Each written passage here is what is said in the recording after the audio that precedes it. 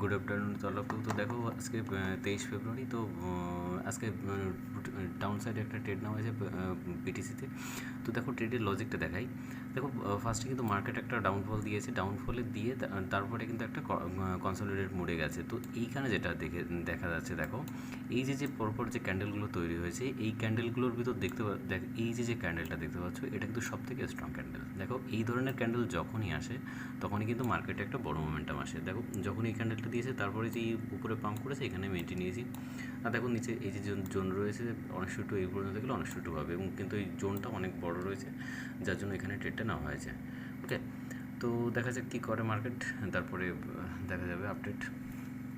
দেখো এখনও পর্যন্ত কিন্তু মার্কেট সেই জায়গা হোল্ড করে আছে, তো যার জন্য এখনও পর্যন্ত ক্লোজিংয়ের টাইম আসেনি।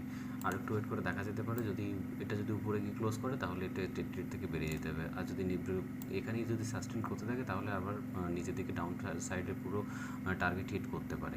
তাহলে আর একটু ওয়েট করে দেখা যাক কী হয়।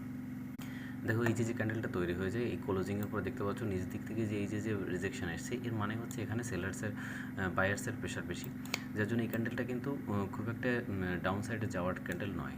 তো নেক্সট ক্যান্ডেল এখানে দেখতে হবে যে এই ক্যান্ডেল কী করছে। যদি এখানে সাস্টেন করে যায়, যদি আপসাইডে পাম্প করে দেয়, তাহলে কিন্তু এখানে এক্সিট মারতে হবে, তাছাড়া কোনো অপশান নেই।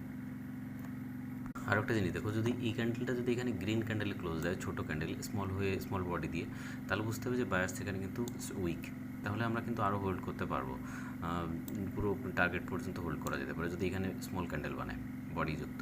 তো দেখো এখানে কিন্তু গ্রিন ক্যান্ডেল স্মল হয়েছে।